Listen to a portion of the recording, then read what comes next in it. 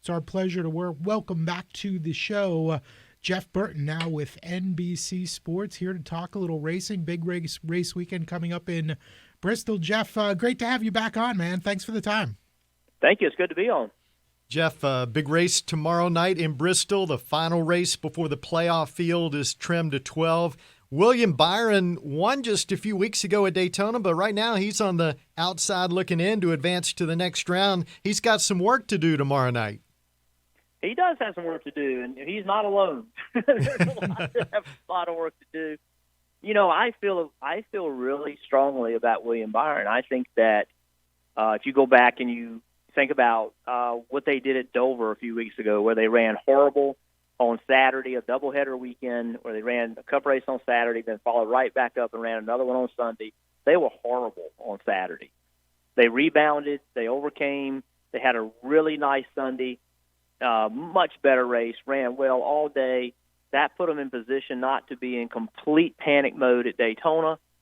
He ran a really smart race, ended up winning that race, a race where he, kind of needed to win to advance.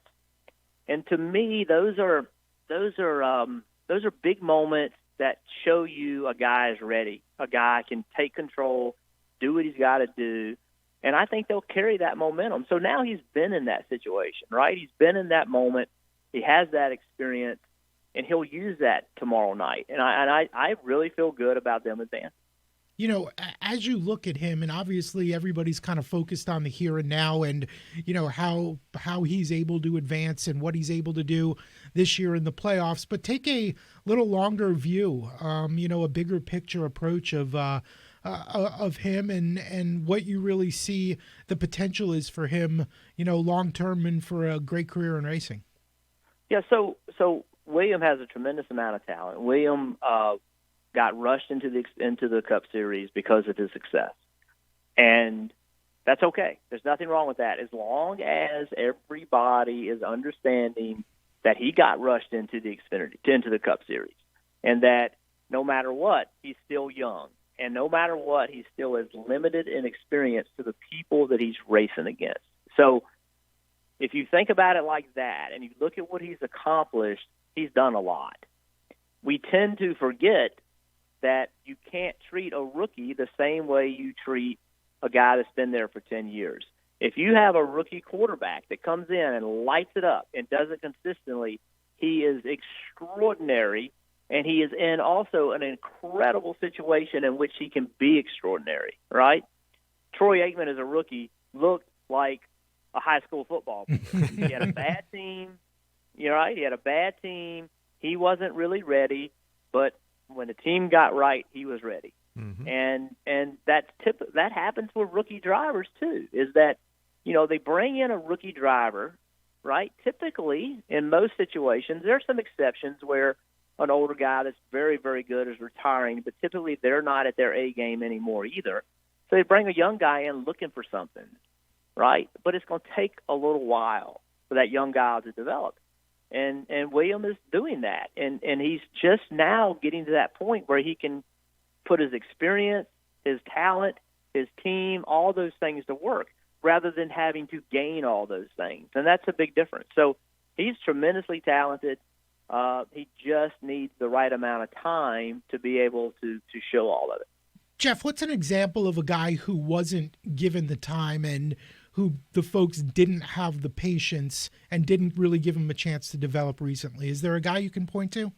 Joey Logano at Joe Gibbs Racing.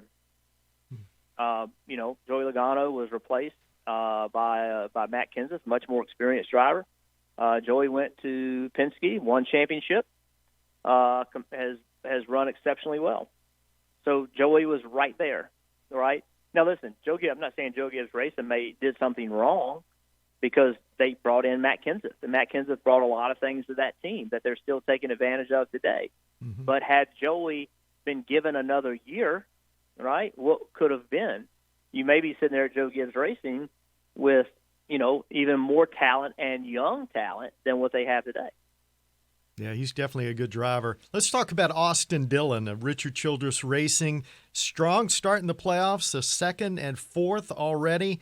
Now, you drove for Richard Childress back in the day, so I would imagine you got to be excited to see a Childress car up there with the Gibbs, Hendrick, and Stewart-Haas Racing guys. I am, and you know what? People, with the job I have now, people say I shouldn't have favorites, but you know what? I'm a fan of the sport, and I think it's good when we have more owners that can compete, right? I think that's good for the sport, and I also think that when Richard Childress, who has done as much for the sport as he has done, when he can compete at a high level, that's a good thing. So I'm glad that they're running as well as they're running.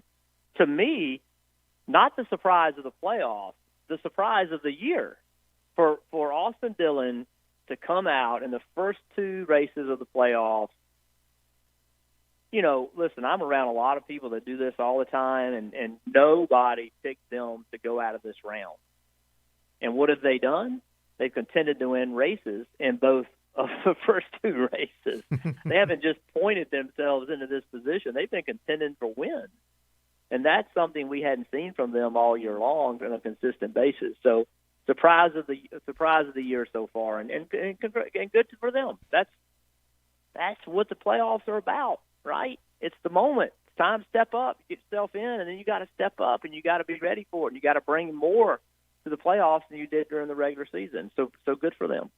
Jeff Burton, now of NBC Sports, joining us here once again on the Sportsline, talking some racing as they're back in Bristol this weekend. And I know, for many, not only drivers, I'm sure, but certainly fans, this is one of the favorite races of the year. Where did it stack up for you?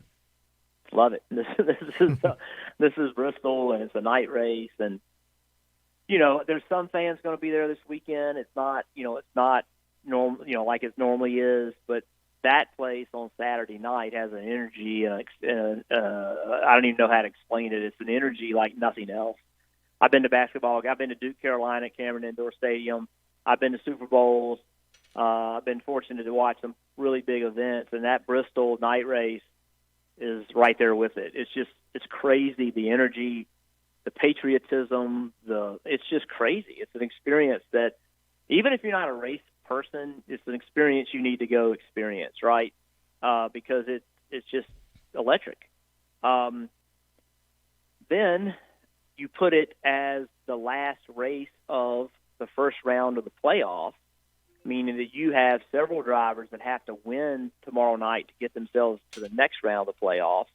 You have several drivers that have to have really, really good races to get themselves to the next round of the playoffs. So you take a pressure-filled race on a track that things happen so quickly, at a blink of an eye, you're sitting there leading a race, and then you're wrecked because the lap guy did something funny, and then you put the pressure of the playoffs on it. I mean, that's nuts. By the way, there was a plan there. NASCAR had a plan to make it a more pressure-filled race, and I can't wait to watch it. I think it's going to be awesome. It's as a athlete, when I drove race cars, I always recognize this. Being a sports fan, I always recognize this, is that the higher pressure moment and the more pressure you can place on the teams, that's what fans want to see, right? They want to see races matter. They want to see ball games matter. It's what the NBA suffers from, in my opinion. They have so many games. Major League Baseball, they have so many games. If you miss one, so what? Like, what'd you miss? One race. Races have to matter. Games have to matter. And, with these playoffs, that's what they've done. They've made every race matter more. And then you go to Bristol where it's a cutoff race, the last race of the first round. There's all this stuff on the line. You perform or you're done. You're not going to have a chance to win the championship. It makes an already magical race even that much better. Yeah, it definitely should be wild. Jeff, one of the big questions looking to next year, who's going to take over Jimmy Johnson's number 48? Who's your best guess right now?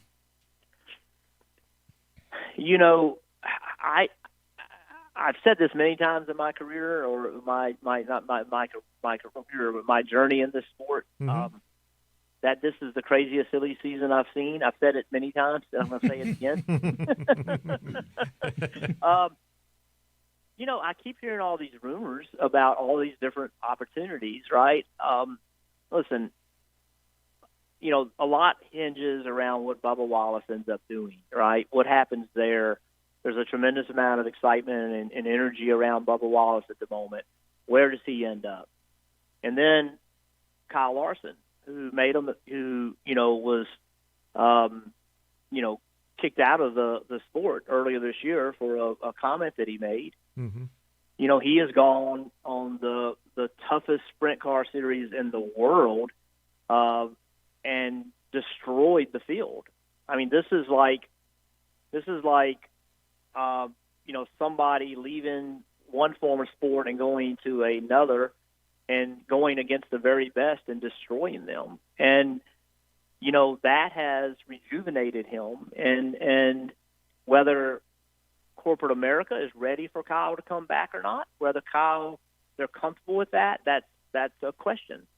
But Kyle Larson has enough talent and is always believed to be one of the most talented drivers in the field.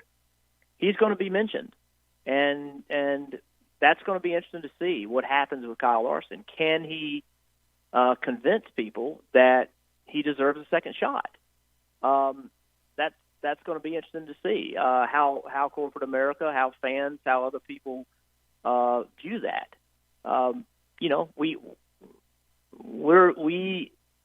This sport, was under a lot of scrutiny, and how does that fit in? And I don't have an answer for that. It'll be interesting to watch that and see what happens.